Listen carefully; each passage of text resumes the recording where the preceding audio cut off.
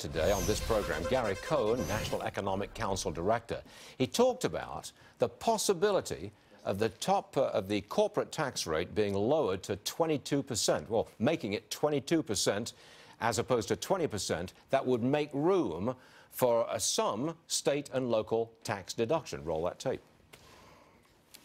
Okay, I'm sorry, we don't have that soundbite for you. I want to bring in another subject about which Gary Cohn talked about, and that was he was mentioning the possibility that the top income tax rate for individuals would come down to 35%. Currently, it's supposed to be 38 or 39%.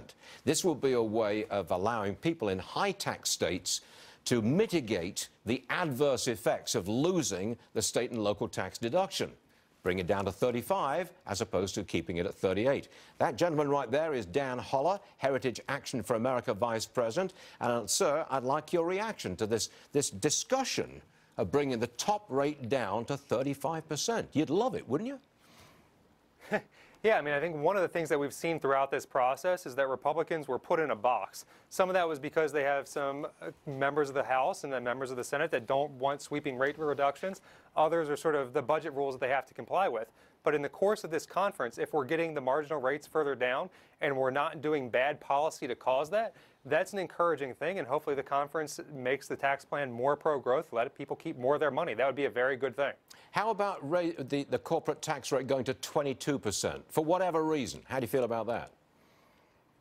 Yeah, I mean, this is one of those things. If you are raising the corporate tax rate up from the 20% where it currently is in the bills, to make that go higher because you are having some sort of perverse incentives, maybe it's a state and local tax deduction coming back in some form or fashion, that's not great policy. We have to see where it shakes out.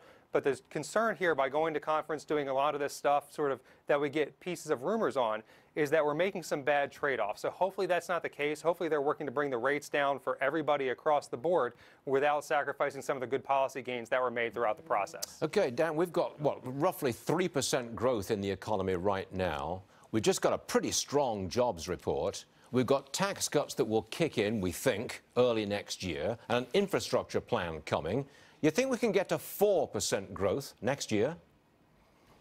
I mean, certainly Gary Cohn seemed optimistic about it. The economy is in a good place right now, so hopefully we can get there. I'm a little bit concerned that I didn't hear Gary Cohn talk about the need to address Obamacare next year.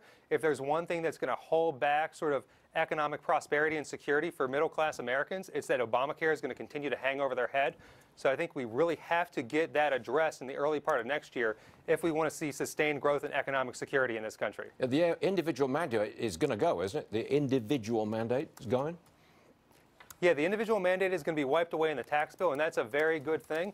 The problem is that people were still going to be buying plans, or the only plans they're going to be left with to buy have these absurd regulations that Obamacare put on what insurance products could be that drive up costs. So you're making people, giving them the choice of buying plans that don't really fit what they need because insurers are not allowed to sell plans other than that. So that's a problem we have to address. Okay, Dan Holler, we appreciate you being with us this morning. We'll look to next year and hope for 4% growth. Okay, Dan, thank you, sir.